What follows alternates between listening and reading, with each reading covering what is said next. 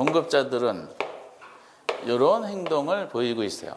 말씀드렸듯이 소비자 공급자들은 사고 팔고자 하는 이해상관관계이기 때문에 그 합의가 일어나려면 상대방을 존중하는 어떤 합의 의사결정 과정이 이제 있어야 되는데, 예를 들어서 소비자들은 물건을 싸게만 사려고 그러고 공급자들은 비싸게만 팔려고 그래요. 그럼 자기 기준을 굽히지 않으면 물건은 거래가 안 됩니다. 그러면 협상 과정에서 소비자들은 본인이 처음에 제시한 가격보다 좀 더 높은 가격을 지불할 의사가 있다는 표시를 하셔야 되고, 공급자들은 처음 팔고자 하는 금액보다 싸게 팔고자 하는 의사 표시가 일어나야 돼요. 그럼 이런 과정에서 얘는 점점 줄이고 얘는 점점 높이면서 합의점이 일어나게 됩니다. 이것이 이제 시장에서의 어떤 기능인데, 그래서 두 가지 소비자 시장과 생산자 시장이 합쳐지게 되어 있어요. 이게 두 시장이 합쳐지면은 가격에 대해서 우하향하는 수요 곡선과 우상 공급 곡선이 이제 만나겠죠. 그럼 이제 종축은 그대로 가격인데 이제 횡축이 뭐냐라는 거야. 횡축이 이때는 거래량을 잡아요. 여기 수요만 그리면은 이제 여기 수요량이고요. 공급만 그리면은 요건 공급량이야. 근데 같이 그리면은 그 표현을 거래량이다라고 얘기합니다. 그리고 이 합의점을 우리가 뭐라 그러냐면은 균형이다라고 얘기합니다. 균형. 그러면서 이제 물건을 거래하려면은 수요자 공급자들이 합의하는 것이 두 가지가 있어요. 먼저 거래하고자 하는 물건의 가격에 대해서 합의해야 돼. 첫 번째 절차가 가격이 합의가 되면은 합의된 가격에 의해서 거래하고자 하는 수량을 합의해야 됩니다. 그래서 이제 합의된 이 가격, 균형 상태로 합의된 가격을 P0라 그러면은 요거를 균형 가격이다라고 얘기합니다. 그래서 간단하게만 논하면은 이 균형이란 균형 상태에서는요, 여기 이제 이 일치가 되잖아요. 그럼 소비자가 구매하고자 하는 최대 가격인 수요자 가격하고 공급자가 판매하고자 하는 공급자 가격이 있죠. 두 가지 가격이 어때요? 똑같아요. 두 가지가 소비자 공급자 가격이 같은 지점은 딱 한 군데밖에 없어요. 그게 균형 지점입니다. 그러면 이제 가격이 합의되면은 거래하고자 하는 수량을 결정하는데, Q0라 봤을 때 이거를 균형 붙이고 횡축이 거래량이잖아요. 이거를 균형 거래량이라 그럽니다. 5글자인데 올해도 5글자로 나왔죠. 균형 거래량이라고. 그럼 5글자 쓰는 게 귀찮으면 그냥 균형량 하더라고요. 이런 식으로. 근데 균형 상태에서 거래량이 이루어지면은 구매하고자 하는 최대 수량인 수요량과 판매하고자 하는 최대 수량의 공급량이 있죠. 얘네들이 일치합니다. 이 일치한다는 것이 나중에 계산 문제 풀 때 굉장히 중요한 요건이 되죠. 그럼 도대체 이 균형이란 게 뭐냐? 책에도 있지만 보시기만 하세요. 균형이라는 것은 가격 이외에 다른 요인이 영향을 주지 않는 한, 우리 시험에 맞춰서 이제 간단하게 해석하면은 이렇게 해석이 가능하다는 겁니다. 영향을 주지 않는 한, 변하지 않는 안정적인 상태. 이렇게 이제 간단하게 정의를 내릴 수가 있어요. 그럼 이거를 해석을 하면은 가격 이외의 다른 요인이 영향을 주지 않는다라고 이제 표현을 했죠. 그럼 결국 균형 상태에서는 뭐만 변한다고 가정하는 거예요? 가격만 변한다고 가정하는 거야. 구매하고자 하는 어떤 물건의 가격만 변한다고 가정하면은 저 균형 상태는 절대로 변하지 않습니다. 시장 기능에 의해서요. 그런데 이거는 조건이 다른 요소가 영향 주지 않는 한이라 그랬잖아요. 그럼 가격 말고 다른 요소가 영향을 주면은 그럼 어떻게 될까? 균형은 변합니다. 균형이 이동, 다음 단계가 넘어가는 과정인데, 균형이 변하면 두 개가 변해요. 균형 가격도 변하고요, 균형 거래량도 변하고, 이 과정에 대한 질문이 나옵니다. 아니, 왜 가격 말고 가격만 변하면 왜 균형이 변하지 않느냐? 예를 들어서 지금 시장에서 X제를 거래하고자 한다 가정하시 바랍니다. 그런데 균형 상태 가격이잖아요. 균형보다 만약에 높은 가격으로 형성된다라고 가정해 보시 바랍니다. 균형 가격보다 높은 가격이라는 것은 공급자가 욕심을 부린 거야. 지나치게 물건을 비싸게 팔고자 하는 거죠. 그럼 가격이 올라가면 공급량은 어떻게 될까요? 공급 법칙에 의해서 가격이 올라가면 공급량은 그렇죠. 증가죠. 공급 법칙은 가격과 공급량이 같은 방향이라 그랬죠. 너무 오래전에 해가지고 괜찮아요. 공부는 어차피 좀 시원할 때부터 공부하시는 겁니다. 언제 시원해질까요? 내년도 가을이 되면 시원해져요. 그때부터 하는 겁니다. 그래서 그 전까지는 컨디션만 유지하세요. 여기 있던 이제 공급량이 여기까지 늘어납니다. 그럼 가격이 비싸지면은 소비자들은 수요량을 늘려요, 줄여요? 수요 법칙에 의해서 수요량을 줄일 거 아니야. 비싸니까 덜 살 거 아니에요. 균형 가격 상태에서는 수요량이 요만큼이었는데 비싸졌네. 수요량을 여기까지 줄이게 됩니다. 그러면 결국 공급자들이 균형보다 지나치게 높은 가격을 판매하고자 하겠죠. 그러면은 균형보다 높은 가격 수준에서는 공급이 많아요, 수요가 많아요? 공급이 더 많죠. 공급이 이만큼이고 수요가 이만큼. 이 상태를 뭐라 그러냐면은 초과 공급 상태라 그럽니다. 이건 수요보다 공급이 더 많은 상태를 말하는 거예요. 그럼 시장이 초과 공급 상태가 되면은 공급자는 좋을까요? 나쁠까요? 나쁘지. 왜냐? 공급자들은 본인들이 지나치게 욕심 부려서 공급량 이만큼 했죠. 소비자들은 이거밖에 안 사는 거야. 그럼 초과 공급량만큼이 재고로 남아요. 그 재고품이 남는다는 것은 기업들은 아주 심대한 문제가 발생을 해요. 먼저 재고품을 생산할 때 들어간 생산비가 회수가 안 돼요. 그럼 재고품을 관리해야 돼. 관리하는 비용이 추가로 많이 발생합니다. 기업 경영이 악화되겠죠. 그러면 초과 공급이 지나치게 많다. 야, 우리가 지나치게 욕심을 많이 부렸구나. 그래서 소비자를 만나서 죄송합니다라고 인사하고 가격을 내리기 시작합니다. 가격이 스스로 내려가면은 수요량이 회복이 되고 공급량 줄면서 초과 공급 상태가 다시 어디로 돌아가요? 균형으로 돌아가는 시장의 힘이 작동을 하게 돼 있어요. 완전 경제 시장에서는 일시적으로 초과 공급 상태가 됐다 하더라도 시장의 힘에 의해서 바로 균형 상태로 회귀하게 돼 있어요. 반대의 경우죠. 나중에 정책론에서 요거는 제 시험에 종종 나오는데 균형보다 만약에 낮은 가격이 형성이 돼 있다라고 가정해 보시기 바랍니다. 이거는 소비자들이 지나치게 욕심을 부린 거야. 지나치게 물건을 싸게 원하는 거죠. 그럼 가격이 하락해요. 균형보다. 그럼 수요량은 증가해요, 감소해요? 수요량은 증가하죠. 수요 법칙에 의해서 수요량은 이만큼 증가합니다. 그러면 가격이 하락해요. 공급량은 어떻게 될까? 공급량은 감소하죠. 공급 법칙에 의해서 공급량은 여기까지 이렇게 줄어들어요. 그리고 균형보다 낮은 가격에서는 수요량이 많아요, 공급량이 많아요? 수요량이 더 많죠. 수요가 공급을 능가하는 이 상태를 우리가 초과 수요라 그럽니다. 나중에 여러분 정책론 공부하시다 보면은 이것이 자주 눈에 띄실 거예요. 기출문제에서 균형보다 낮은 가격 상태에서는 초과 수요가 발생하는데 이걸 자꾸 초과 공급 상태다라고 표현을 하게 돼 있어요. 그럼 시장이 수요가 더 많은 초과 수요 상태야. 그러면 소비자들은 좋을까요? 나쁠까요? 좋아요? 소비자들은 환장합니다. 왜냐? 예를 들어서 식당에서 된장찌개를 판매하는 식당 사장님은 된장찌개 한 그릇에 10,000원에 팔고 싶어. 근데 소비자들이 그 된장찌개를 100원에 원해. 지나치게 싸게 원하죠? 그럼 어떤 일이 발생할까? 된장찌개를 안 팔아요. 그렇죠? 그리고 만약에 이제 버스비가 만약에 한 번 이용하는데 생산자들은 한 번 이용하는데 2,000원을 받고 싶어. 근데 소비자는 비싸다 그래가지고 이거를 100원에 원해. 그럼 어떤 일이 발생할까? 버스가 운행을 안 합니다.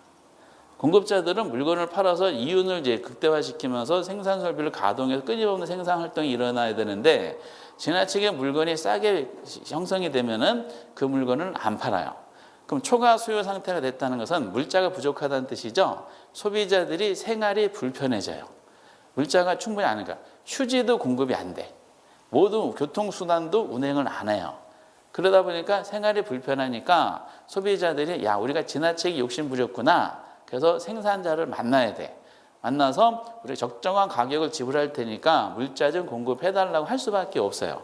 그러면 역시 물자가 부족한 상태가 발생하기 때문에 소비자들이 공급자에서 가격을 조금 더 비싼 가격에 지불할 의사가 있습니다라는 협상 과정에서 다시 균형가로 회귀하게 돼 있어.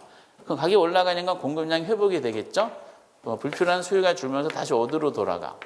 균형으로 돌아갑니다. 보신 것처럼 가격 말고 다른 요소가 영향 주지 않고 오로지 가격에 의해서 움직이는 시장 질서 형성이 된다. 그러면은 이처럼 시장 기능에 의해서 일시적인 초과 공급 상태가 발생했고 초과 수요 상태 발생했다 하더라도 시장 기능에 의해서 균형 상태로 돌아가는 이 힘이 작동을 하기 때문에 한번 이루어진 가격은 절대로 변하지 않게 돼 있어요. 이것이 이제 우리가 시험에서 나오는 내용이 되는 거죠. 근데 이것만 내기에는 너무 싱거운 거야. 균형 결정 자체가 낼 게 없어요. 예를 들어서 여기다가 가로치고 그림 그려놓고 가로치고 기억, 가로치고 니은, 여기 뭡니까? 라고 질문하는 것을 나왔으면 좋겠는데 그런 문제는 기대할 수가 없어요. 그래서 이제 여기서 이제 계산 문제의 가장 기본이 등장하게 되는데 거기 내용을 보면은 밑에 잠깐 예제가 있어요. 전부 다 실제 문제를 약간 베이스를 했는데 보기 1번처럼 예제 밑에 보시면은 부동산의 초과 공급이라 가정했어요. 가격을 올리는 요인을 작동해요? 가격을 떨어뜨리는 요인을 작동해요? 떨어뜨리겠죠. 아까 그림을 연상하시면 돼. 시장이 초과 공급 상태구나. 물량이 지나치게 많구나. 그러니까 물자가 많으니까 가격이 내려가겠죠. 그리고 초과 수요 상태가 형성되면 가격을 올려요? 내려요? 올리겠지. 초과 수요는 가격을 상승시키는 요인을 작동한다라고 표현이 되어 있죠. 요거는 암기가 아니라 그림을 그려가지고 이해를 해주시면 되실 것 같아요. 그리고 바로 이번에 이제 페이지는 이제 32페이지고 밑에 예제를 이제 보시면은 2번에 함수 조건이 있죠. 2번 하나만 볼게요. 이게 이제 기본적인 문제인데 거기 함수가 P로 이렇게 주어졌어요. P는 가격이고요. 1200 마이너스 Q. 이거 수유량이야, QD는. 수유량. 그리고 공급 함수는 P는 300 플러스 EQS로 되어 있어요. QS는 이제 공급량이에요. 근데 질문을 뭘 물어봤다? 균형가를 물어봤죠. 그러면 아까 여기서 포인트는 무슨 중요한 단어가 뭐냐? 균형이라는 단어가 중요한 거야. 그럼 균형 상태에서는 소비자, 공급자 가격도 똑같았었고 수요랑 공급량도 같았었죠. 우리 균형 상태에서. 그럼 방정식이 이렇게 주어졌잖아요. 그럼 이제 학창 시절 한번 기억을 되살려 보세요. 그럼 요것이 소비자 가격이고 이게 공급자 가격, PPP 돼 있죠? 그럼 균형 상태 두 가지가 어떻다 그랬어? 같다 그랬지? 요거랑 요거 같으면 여기 짝대기 두 개가 뭐냐? 같다는 뜻이야. 같다. 신기하죠? 이렇게. 그럼 요거랑 요거 같으면 요거랑 요거도 같겠지? 그럼 방정식이 1200 마이너스 Q는 300 플러스 EQ가 되겠죠? 그럼 이 Q가 같은 거 뭐 하나 되잖아. Q가 넘어가지. 넘어가면 몇 Q가 돼요? 이거 아시네? 이거 아시는 분은 전 세계적으로 상위 3% 이내에 해당되는 실력자예요. 이게 짝대기 등호라 그러는데 요것이 넘어가면은 이 부호가 바뀌어요. 마이너스 Q가 넘어가면 무슨 Q로 바뀌어요? 플러스 Q로 바뀌어요. 오른쪽에 2Q가 있죠? 더하면은 3Q가 이렇게 되겠지. 그 요것도 이제 옮겨야 되잖아. 일로 옮겨야 되잖아. 그쵸? 옮기면 여기 플러스잖아. 넘어가면 뭘로 바뀌어? 마이너스 바뀌죠? 그럼 1200에서 마이너스 300을 빼면 얼마야? 900이 되겠죠? Q 값은 이제 이게 또 넘어가죠? 넘어가면 여기 사이 곱하기가 있는 거거든요? 넘어가면 곱하기가 뭘로 바뀌냐? 나누기로 바뀌어요. 신기하죠? 굉장히 신기합니다. 나누기로 바뀌어요. 그러면은 300이 됩니다. 이렇게. 제가 이제 이렇게 처음에 말씀드린 이유가 이제 개인적인 에피소드가 있어서 그래요.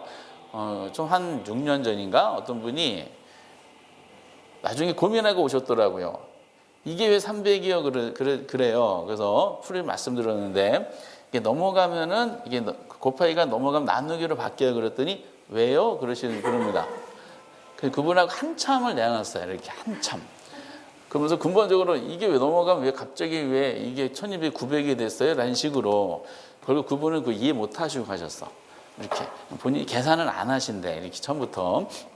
어쨌든 이제 그 과정을 거쳐서 이거 자꾸 연습하시면 돼. 이거 자주 나오는 문제니까 그러면 이제 지금 근데 질문은 뭘 질문했냐면 균형 가격을 물어봤잖아요. 근데 이게 산정하는 Q는 균형 거래량이야. Q 값이 양이죠. 퀀티티라는 양이에요. 그러면은 300이라는 걸 아무데나 집어넣으면 같은 P 값이 나와야 돼요. 여러분 빼기보다는 더하기가 편하지 않으세요? 상관없어요?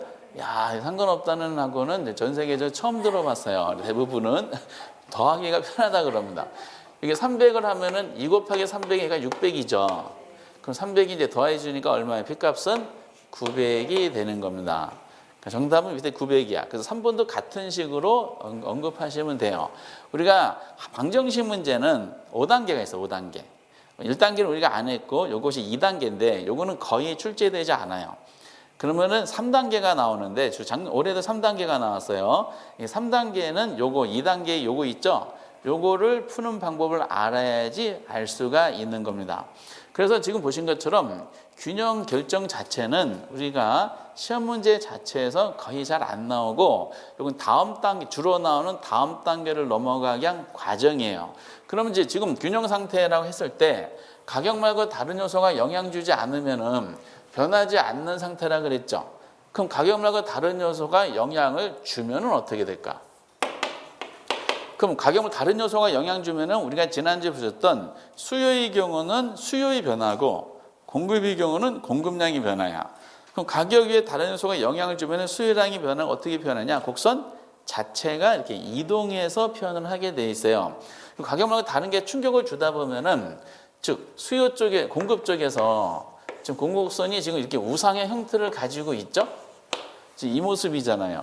근데 가격에 다른 요소가 충격 좀 곡선 자체가 이렇게 우측, 좌측으로 이렇게 이동을 하게 돼 있어요. 곡선 자체가 우측, 좌측으로 이동하면은 이 균형이 깨지게 됩니다. 이렇게. 그러면 최초의 균형과 깨진 새로운 균형과의 관계를 통해서 변하는 것은 딱 두 가지가 변하겠죠. 균형 가격과 균형 거래량이 어느 방향으로 변하는지를 논하는 게 균형의 이동이야. 마찬가지로 수요도 똑같아요. 지금 수요 곡선이 이렇게 우한 형태를 가지고 있어요. 근데 다른 요소, 가격 말고 다른 요소, 뭐 지난주에 보셨던 소득이라든지 대체재, 보완재 등이 충격을 주다 보면은 곡선 자체가 얘가 우측, 좌측으로 이렇게 움직이게 돼 있어요. 곡선이 우측, 좌측으로 움직이다 보면 새로운 균형이 생기고 새로운 균형에 의해서 가격과 거래량이 어느 방향으로 움직이는지를 논하는 거야. 근데 요거를 가장 기본적인 문제를 연습하시려면은 32회 때 문제하고 올해 33회 때 기출문제를 보시면 돼. 야, 올해 거 보면 깜짝 놀랐어요. 작년에 나왔던 문제 있죠? 32회 문제랑 33회 문제가 똑같아요. 어쩜 그렇게 똑같은지. 뭐만 다르냐? 답만 달라, 답만. 32회 때는 아마 2번이 정답이었는데 올해는 4번인가 3번인가 정답이었던 것 같더라고요. 야, 그래서 이제 그게 뭐냐? 지금부터 균형의 이동을 한번 논해보도록 하겠어요. 이게 이제 핵심인데, 오른쪽에 이제 33페이지에 시장 균형의 변동 또는 이동이라 했는데, 양가로 1번하고 양가로 2번이 있어요. 양가로 1번은 수요와 공급 중 한쪽만 변하는 경우고요. 그리고 양가로 2번은 수요 공급이 동시에 변하는 경우야. 어느 게 더 중요할까? 그렇죠. 한쪽만 변하는 것이 엄청 중요합니다. 정확하게 답변하셨어요. 그래서 수요가 한쪽만 변하는 게 양가로 1번이 있죠? 이거를 이제 별표를 쳐 놓으셔야 되는 겁니다. 이거 꼭 별표 쳐주시고. 근데 이제 한쪽만 변하는 경우가 경우수가 딱 4가지가 나와. 그래서 경제학 교과서에서 이거를 수요와 공급의 4대 법칙이라 그럽니다. 이게 왜 4가지가 제일 중요하냐면은 우리 밑에 보면 양가로 1번에 수요 공급이 동시에 변하는 경우 있죠. 동시에 변하는 현상을 시장에서 관찰해 보면은 총 12가지 현상이 관찰이 돼요. 근데 동시에 변하는 경우도 한쪽만 변하는 경우에 조합이기 때문에 한쪽만 변하는 경우에 대한 해석만 잘 하시면은 밑에 것은 자연스럽게 아시게 되고, 이거를 처음에 공부하실 때는 지문으로 공부하지 마시고 지문으로 나온 거를 처음에는 머릿속에서 그림을 그려가지고 해결할 수 있는 능력을 가져주시기 바랍니다. 그 제일 중요하다고 보는 한쪽만 변하는 경우에 4가지 케이스를 보도록 하겠어요. 이렇게 어떤 경우냐? 네, 똑같은 걸 한번 이렇게 그려봐요. 우하향, 우상향. 최초의 균형가하고 최초의 균형 거래량이 이렇게 형성이 됩니다. 하나 더 그려봅니다.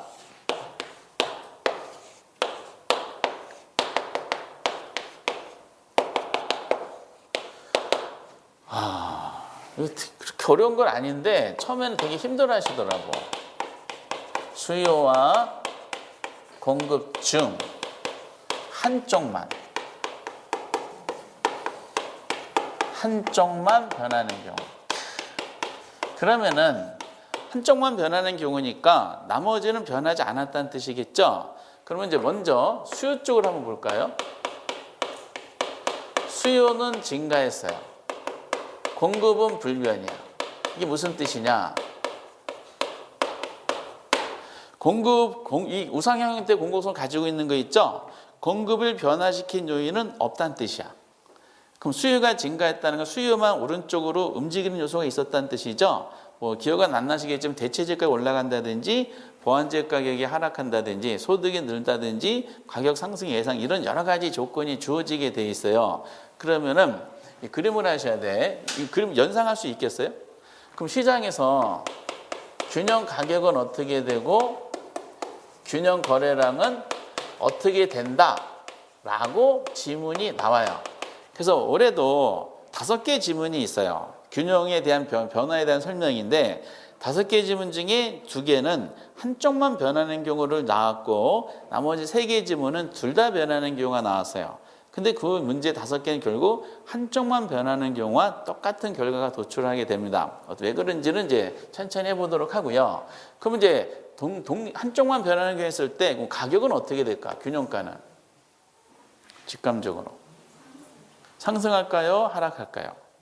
이때 이제 용어도 잘 알아야죠. 이게 주관식 시험이면은 학교에서 주관식을 할 때는 교수님들이 용어가 적정하지 않으면은 똑같은 답을 제출해도 보다 이제 학점이 좀 차이가 생기게 하더라고요.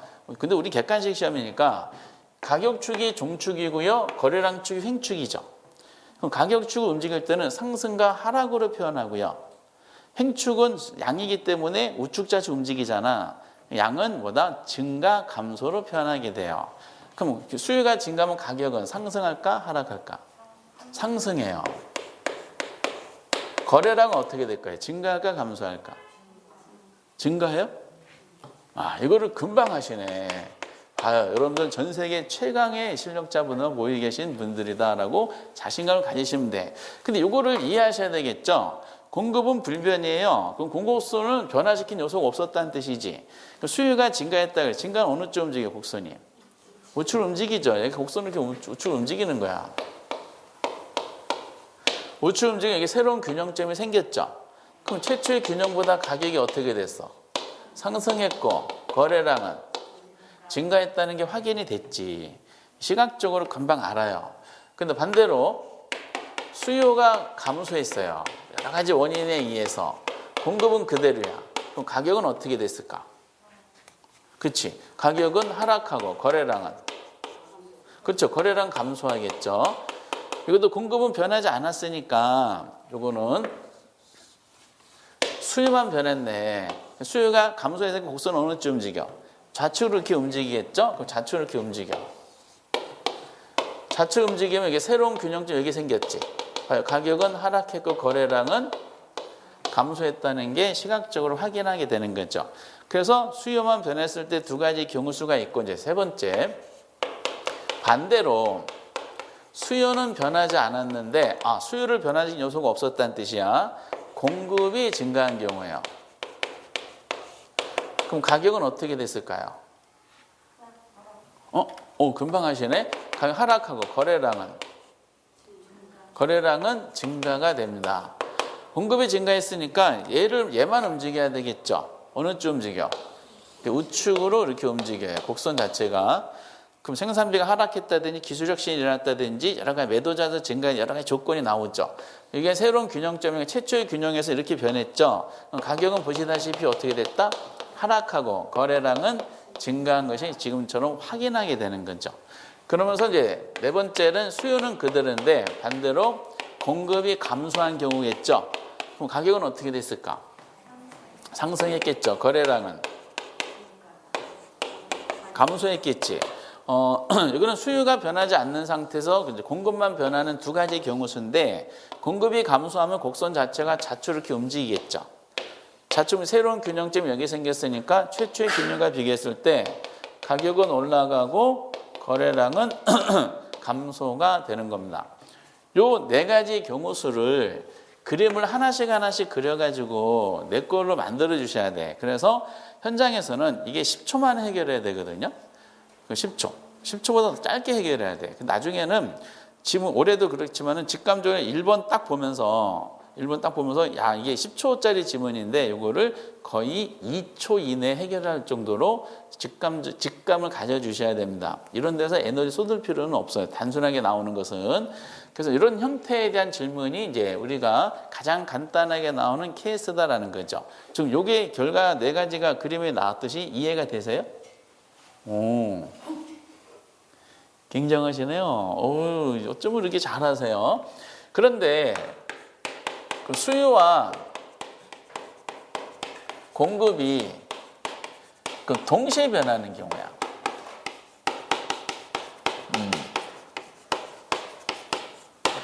동시에 변하는 경우는 과연 어떻게 될까? 이런 식이다 보시면 돼요. 이 경우수가 총 12가지 현상이 관찰이 돼요. 시장에서 관찰해 보면은. 근데 가장 기본적인 것만 한번 보도록 하겠어요. 어떻게 되냐면은 올해도 이런 식이죠. 수요도 변했고 공급도 변했다 그랬어요. 근데 수요 증가가 예를 들어서 공급 증가보다 크다면 둘 다 변했네. 그럼 균형 가격하고 균형 거래량이 어떻게 되겠어요? 라고 결과를 물어보는 거예요. 그 질문이 이렇게 쭉 나와. 그게 O냐 X를 판단하는 거야. 그럼 가격은 어떻게 됐을까? 수요 증가가 공급 증가보다 크다면 가격은 상승해요. 거래량은 어떻게 됐을까요? 어쩜 이렇게 잘 아세요? 대단하십니다. 오늘 처음 보시는 건데.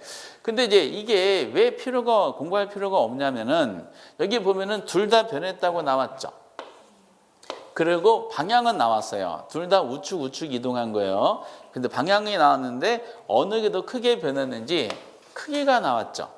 그럼 수요 증가가 더 커요? 공급 증가가 더 커요? 그렇죠. 수요 증가가 공급 증가보다 크다면 한 거야. 근데 결과가 보면 가격은 올라가고 거래량도 늘었죠.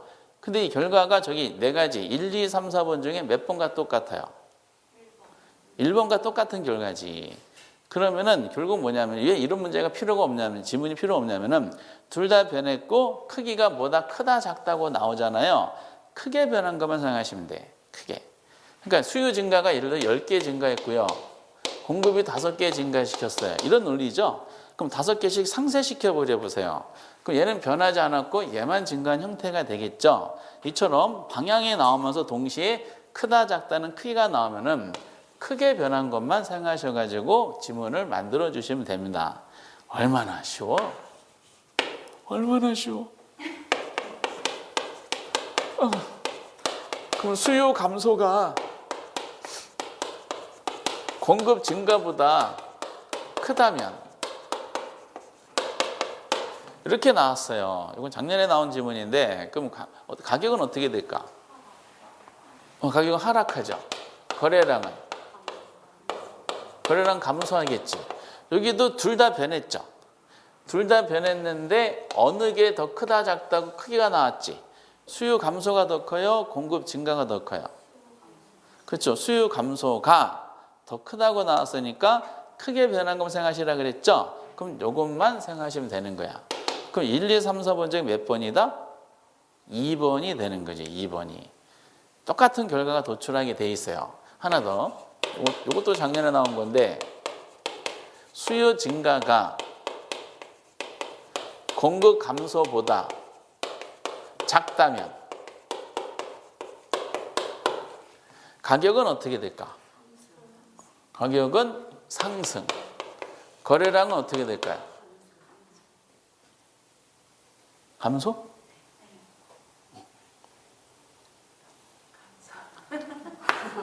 이게 에피소드가 작년에 그렇게 연습을 많이 하셨는데 순식간에 현장에서 국어가 안 돼가지고 틀리신 분이 계시더라고. 답이 두 개가 나오더래. 착각한 거죠. 두 개가 둘 중에 하나인데 선택을 해야 되는데 하나를 이제 잘못 선택해서. 그럼 수요도 증가했으니까 어느 쪽 움직였어? 우측으로 이동했죠. 공급은 감소돼 어느 쪽 움직였어? 좌측으로 움직였죠. 그런데 뭐예요? 작다 그랬지. 크기가 나왔잖아. 이거는 수요 증가가 더 큰 거야? 공급 감소가 더 큰 거야? 공급 감소 더 큰 거지. 이것이 이거보다 작다 그랬으니까 얘가 더 크게 변한 거예요. 그럼 얘가 더 크게 변했으면 저 1, 2, 3, 4번 중에 몇 번과 똑같아요? 4번과 같은 결론이 도출하게 되는 거죠. 그래서 이처럼 동시에 변하는 현상이 총 12가지 현상이 있는데 이렇게 크다 작다고 표현해가지고 크게 변한 것만 가지고 판단하면 결국 이 4가지 현상하고 같은 결론이 도출하거든요. 그렇죠? 이런 현상이 총 12가지 중에 8가지가 있어요. 그러니까 별로 의미가 없는 문제다라고 보시면 되실 것 같아요. 그런데 나머지 4개가 뭐냐면은 이런 형식으로 나오는 거죠. 수요가 증가됐어요. 공급도 증가됐어요. 수요 증가가 공급 증가와 동일하다면 이건 둘 다 변했어 안 변했어? 둘 다 변했죠. 얘도 증가했고 얘도 둘 다 방향은 동일 방향 움직임이 확인이 됐어요. 근데 위에랑 약간 차이가 있는 것은 여기는 어느 게 크다 작다는 상대적인 크기가 이제 우열관계가 생겼죠. 근데 얘는 어떻다? 동일한 크기로 움직인 거야. 그럼 나중에 이제 센스가 생기시면은 바로 답이 나오는데 그러면 동일한 크기로 움직이는 현상이 나타나면요. 가격과 거래량 중에 하나는 변하지 않아요. 하나는. 그러면 상식적으로 접근해 볼게요. 어차피 변하는 건 가격과 양밖에 없어. 딱 2가지만 시장에서 반응하는 건데 소비자도 늘었고 공급자도 늘었어요. 당연히 거래량은 어떻게 될까? 그렇죠. 사는 사람 늘었고 파는 사람 늘었으니까 기존보다 분명히 거래량은 증가합니다. 그럼 방향이 나왔잖아. 그럼 가격은 어떻게 됐을까? 가격은 변하지 않습니다. 이거 한번 그림으로 그려보게. 나중에 필요한 부분들이 생겨서 우하향하는 수요 곡선과 우선 공급 곡선을 이렇게 잡았어요. 최초의 균형 상태가 형성이 됐겠죠. 최초의 균형. 이것이 이제 깨지는 모습인데 수요가 증가했으니까 어느 쪽 움직여요? 우측으로 움직여요. 공급도 증가했으니 어느 쪽 움직여요? 우측으로 움직여야 되는데 수요 증가 폭하고 공급 증가 폭이 같다는 뜻이야. 그렇죠? 그럼 수요 증가한 만큼 공급도 이만큼 늘어나는 겁니다. 그럼 새로운 균형점 여기 생겼죠? 보시다시피 뭐예요? 가격은 변하지 않았고 거래량만 증가한 형식이 나타납니다. 그래서 둘 다 변하고 움직인 이동한 폭이 똑같으면은 가격과 거래량 중에 하나는 변하지 않는데 여기도 질서가 있어요. 증가, 동일 방향이죠. 그렇죠? 동일 방향으로 움직이면은 가격이 변하지 않아요. 감소도 마찬가지예요. 수요 감소와 공급 감소가 똑같잖아. 책에도 다 있어요. 그러면 역시 가격이 변하지 않고 양만 줄어들어요. 그럼 요거는 또 어떨까? 나중에 이제 1월 달에 본격적으로 정리해보고 수요 증가와 공급 감소가 동일하다면 그럼 가격은 어떻게 됐을까? 상승, 거래량은 변하지 않아요. 요거는 조합을 맞춰볼 수가 있는데 지금 4가지 현식이 조합이 그런 식으로 한번 해볼게요. 수요만 증가했다면 가격은 아까 어떻게 됐었어요? 수요만 증가하면 가격은 상승했죠. 그럼 거래량은 어떻게 됐어요? 증가한 거잖아. 그럼 공급만 감소한 거 4번째 보세요. 공급 감소하면 가격은 어떻게 돼요?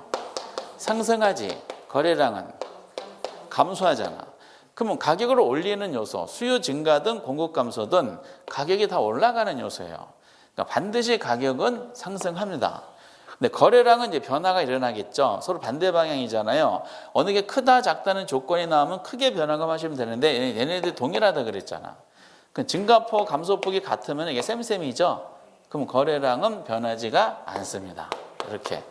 그래서 이제 이거는 나중에 하셔야 되고요. 지금은 심혈을 기울이실 것은 요 4가지 케이스 있죠. 요거를 이제 충실하게 정리를 하시는 게 지금 이제 첫 번째 오늘의 과제다라고 생각해 주시면 되실 것 같아요. 그런데 작년하고 올해랑 작년은요, 저희를 배려해서 낸 것 같아요. 올해가 문제가 객관식, 중개사 시험에서 학계론이 점점 무난해진 난이도로 나오고 있는데, 어쨌든, 우리가 이제 수요와 공급이 이렇게 직접 변했다라고 출제한 사례가 딱 3번 있어요. 딱 3번. 25회 때, 그리고 32회 때, 33회 때 딱 3번 이렇게 나왔어. 그럼 대부분은 그럼 어떻게 나오는지 제가 하나의 사례를 들어서 보도록 하겠습니다. 그러니까 이제 작년랑 올해는 이제 배려했다고 느낌이 드는데, 그래도 가장 기본 이거 알아두셔야 돼. 3회차 때 이런 식으로 나왔지만은 대부분은 어떻게 내냐? 수요 면에서 대체재 가격이 상승하면 균형 가격은 상승하고 균형 거래량은 증가한다.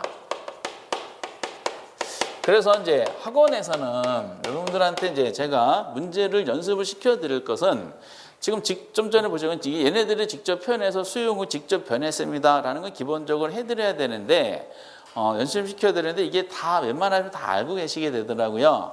근데 실제 시험은 대부분 이런 형식의 지문이 많이 나와요. 그럼 이게 맞는 말이야? 틀린 말이야? 이거를 알려면 2가지 알아야 돼요. 요인하고 방향을 잡으면 돼요. 방금 했던 문제랑 똑같은 거예요. 그럼 이거 OX. 그렇죠? 먼저 이게 수요면이라고 나왔죠. 그럼 공급은 생각하지 마시고 수요만 변화가 일어난 거죠. 요인은 잡았지. 그 수요니까 둘 중에 하나잖아. 증가냐 감소냐 결과죠. 그 결과 뭐다? 방향을 잡아야 돼. 그럼 지난주에 보셨던 내용이 여기에 엄청나게 중요한 요소 등장합니다. 대체재 가격이 상승했다 그랬죠. 얘는 수요를 증가시킨 요소야 감소시킨 요소야? 증가죠. 대체재가 비싸면 대체재 안 사잖아. 이 사람들이 해당자로 문제 타이틀은 해당자로 몰려오죠. 해당자 수요가 증가하는 겁니다. 그럼 몇 번 낸 거야? 1번을 낸 거야. 1번을 낸 거기 때문에 가격은 상승하고 거래량은 증가한다는 이 표현은 5가 되는 겁니다. 재밌지 않아요? 이거 보면은 민법보다 굉장히 쉬운 과목 학계론이라는 느낌 들지 않아요? 민법은 어떻게 나오냐면은 민법은 학계론이 이만큼 아주 고차원적으로 내요. 예를 들어서 우리가 수요는 지금은 증가했다 그랬잖아. 예를 들어서 그럼 어느 쪽 움직이면 돼? 곡선을 우측 움직이면 되잖아요. 근데 민법에서는 수요가 늘어났는데 이게 강박에 의한 수요 증가다. 착오가 일어났다. 취소 사유냐 무효 사유냐 했을 때 시장에서 어떻게 법률 강의 뭐 따지잖아요. 그래서 우리는 그것이 아니라 그냥 우측 이동했어요, 좌측 이동했어요. 움직임 방향만 따지기 때문에 민법보다는 굉장히 하찮은 내용이라는 걸 알 수가 있어요. 민법 공부량에 제 개인적으로 한 20%만 하셔도 비슷한 점수가 나오지 않겠는가라고 개인적인 생각을 하고 있어요. 이거 볼 때마다 참. 그리고 이제 악이냐 선이냐 이게 따져? 학교는 경제학은 안 따져. 선이 악의 선이 이런 거 전혀 필요가 없어요. 어쨌든 뭐 그런 디테일한 부분보다는 하나 더.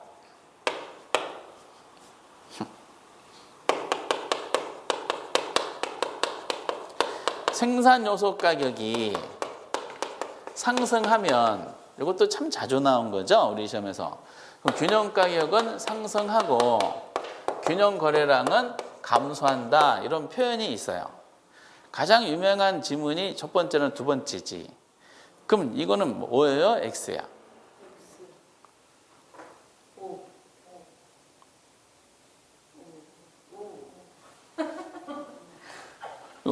이건 하도 많이 나와서 그냥 암기를 해버려요. 이게 공부하신 분들이. 먼저 요인과 방향이라 그랬죠. 4가지 케이스를 2가지로 나눠줘야 되잖아요. 왜냐, 이 제시된 이 요인들이 먼저 수요 요인인지 공급 요인인지 먼저 판단할 수 있는 능력이 있어야 돼요. 생산 요소 나왔죠. 생산 요소라는 것은 어떤 생산품을 만들 때 들어가는 요소예요. 그러니까 생산과 관계되는 거기 때문에 이 말이 나오자마자 얘는 뭐야? 공급이야. 그러면은 수요 쪽 두 가지는 신경 쓸 필요도 없는 거예요. 그러면 이제 방향만 잡으면 되죠. 생산 요소 가격이 상승했대. 그 물건을 만들 때 생산비가 상승하는 거예요. 공급이 증가야 감소야? 공급이 감소하겠지. 생산비가 늘어나는데 공급량은 늘려요? 그러니까 저희 집도 그렇잖아요. 달걀 가격이 비싸져요. 그럼 집에 계시면 저한테 달걀 후라이 해줄까 안 해줄까? 안 해. 메추리알도 안 해줘요. 안 해줘요. 근데 달걀을 후라이팬에 요리한 흔적은 보여요. 애들만 주는 거야. 이 공급량이 조금만 사왔으니까. 그렇죠? 그러니까 저한테 할당이 안 되는 거지. 그러니까 이제 생산비가 비싸지니까 공급이 감소하죠. 공급이. 그러면 당연히 1, 2, 3, 4번 몇 번을 낸 거냐? 4번을 내는 거죠. 공급 감소, 직접 공급 감소했다라기보다는 이러한 내용들을 가지고 표현하게 되는 거죠. 뭐 결과는 뭐 나중에 찬찬히 연습하게 되는 거야. 이런 거를 시험 때까지 수백 문제 푸는 거야. 자, 마지막 하나 더. 이것도 제가 개인적인 에피소드가 있어가지고 이제 환장하는 줄 알았어요. 매도자 수가 증가하면은 균형 가격은 하락하고 균형 거래량은 증가한다. 이건 맞을까 틀릴까?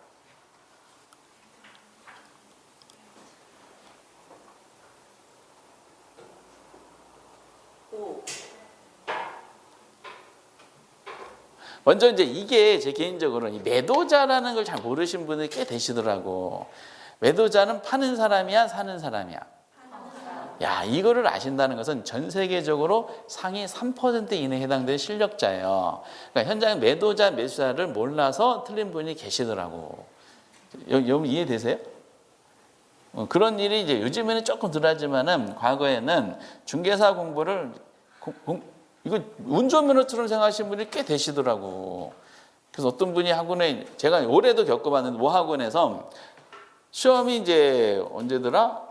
9월에 어떤 분이 접수하더라고요. 시험이 다음 달인데 본인이 시험만 접수했대. 처음 공부하는 거래요. 그동안 뭐해? 이게 남들이 하니까. 그래서 아이고 이거 한 2주면 되겠죠. 이렇게 하셔서 오더라고요. 그래서 상담하는 걸 옆에 가만히 앉아서 들어봤어요. 좀 나이가 있으신 남자분이신데 옆에 누구는 이거 뭐 한 달에서 붙었다네. 나는 그 사람보다 조금 좀 있어. 그래서 나는 2주면 되는 줄 알고 왔다. 근데 결국 그분이 학원에서 그러면 이거 공부하셔서 책을 보고서 기가 질려서 가시더라고요. 그런데 그분이 이제 잘못 들은 거지. 주변에서 한 달에 합격했다는 말은 잘 다시 한번 여쭤보시면은 앞에 몇 년이 빠져 있어. 2년 한 달. 근데 이제 뭐예요? 남들한테 얘기할 때는 그냥 한 달 만에 했다라고 하는 거죠. 이게 있을 수 없는 거죠. 이렇게. 야, 상식적으로 말이 안 됩니다. 그래서 2년 한 달에 합격한 거를 그러면 한 달 만에 붙었습니다. 라고 해서 사람들한테 이제 잘못된 정보를 해서 공부 기간을 늘리는 이제 악영향을 미치더라고요. 대신에 여러분들도 공부를 하셔서 내년도에 합격하실 거야. 분명히 여기 계신 분 100% 다 합격하실 텐데 주변에서 공부 기간이 얼마요? 라고 하면 얼마로 답변하셔야 돼? 좀 어려웠어요. 좀 많이 했는데요. 한 달 보름 했어요. 이렇게 답변하시면 돼. 점수는 몇 점 나왔어요? 라고 또 질문하실 거예요. 그럼 민법은 굉장히 어렵게 나왔는데 아휴 고생했어요. 85점. 학교로는 뭔 말인지 하나도 모르는데 90점 나왔어요. 이렇게 답변하세요. 본인 점수 딱 60점 받고 합격했다 하더라도 그런 잘못된 정보가 이제 인터넷상에 많이 퍼져 있어요. 옛날에 되게 심했는데 지금은 많이 그렇진 않죠.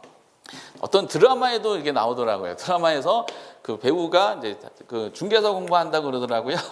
그랬더니 상대방인 남자가 그 어려운 시험인데 공부를 열심히 하셔야 돼. 거기 이제 벌써 드라마에도 어려운 시험이라고 나오더라고요. 이렇게. 어쨌든 이런 거야. 그래서 이제 매도자를 아신다는 것을 여러분들 벌써 합격의 거의 90%는 이제 도달하셨다 하시면 돼. 공급이야. 수가 증가했지. 파는 사람 많은 공급이 증가했겠죠. 몇 번 낸 거야? 3번을 낸 거지. 다 이 내용으로 귀차게 되는 겁니다. 그러면 여러분들이 여기서 지금 잘 정확하게 모르지만은 느낌이 뭐냐? 지난주에 보셨던 수요의 변화 요인이 있죠? 공급의 변화 요인이 있어요. 수요 공급 변화 요소를 그 주제에서 직접적으로 물어보는 경우도 있지만은 그동안의 출제원들이 그걸 어디서 많이 물어봤냐? 균형의 이동에서 많이 물어봤어요. 그래서 이게 지난주에 보신 내용과 지금 이 내용이 아주 밀접하게 관련이 되어 있네요. 그래서 우선은 밑에 동시에 변하는 경우는 천천히 나중에 문제를 통해 해보고요. 33페이지에 한쪽만 변하는 경우가 왜 그런지 처음 공부하신 분들은 그래프를 그리셔가지고 머릿속에서 그 그림이 연상해 주셔야 돼요. 그 다음 페이지 예제가 있는데 근데 예제가 이게 깨졌더라고요. 그 해설이 이게 원래 12번까지 이제 문제를 구성해 드렸는데 편집 과정에서 어떤 원인인지 모르는데 4번까지만 되어 있네요. 그래서 이거는 뭐 지금 이건 요 관련 예제 관련되는 것은 이제 1월 달부터 진도가 나가면 별도의 이제 프린트 자료가 나갈 겁니다. 그래서 그때 이제 보충해서 한번 해보도록 하겠습니다. 그래서 수요 공급은 오른쪽에 이제 35페이지에 가장 중요한 탄력성이 있는데 탄력성은 입문 과정에서는 안 하도록 하겠어요. 지금 균형도 어려워 죽겠는데 탄력성 들어가면요 다음 주에 여러분들 안 나오세요. 안 나오실 걸 방지하기 위해서 탄력성 조금 성숙하신 다음에 한번 이제 아주 중요한 내용은 그때 해보도록 하겠습니다. 그리고 이제 여기까지가 우선 그 지난번에 제1편 부동산학의 총론 봤었죠. 총론 보면서 이제 부동산 개념, 토지의 용어, 토지 특성을 중심으로 이제 했고, 그리고 이제 두 번째 시간은 부동산 경제론을 시작하면서 기본적인 탄력성 제외하고 균형의 이동까지는 이런 원리입니다라고만 이제 그 초벌구에만 했습니다. 어차피 시험 때 반복 학습하셔야 되니까 모르시더라도 만약에 이해가 안 되면 어떻게 하셔야 이 시점에서 파고 들어야 돼? 아니면 그냥 넘어가야 돼? 그냥 넘어가셔야 돼. 그래서 이제 반복 학습하고 특히 이제 문제를 통해서 갑자기 이해되는 파트가 있어요. 그러니까 지금은 모르면은 그렇구나 넘어가고 다음에 내 시간 많어 여러 번 회전하면서 하도록 하겠어요. 그리고 제 3편 인력공 제시된 목차가 3편이 시장론이라고 있어요. 시장론. 시장론에 대해서 기초적인 사항 한번 또 건드려 보도록 하겠습니다. 53페이지. 시장. 그래서 시장이 뭔지 조금만 쉬었다가 한번 진행해 보도록 하겠어요.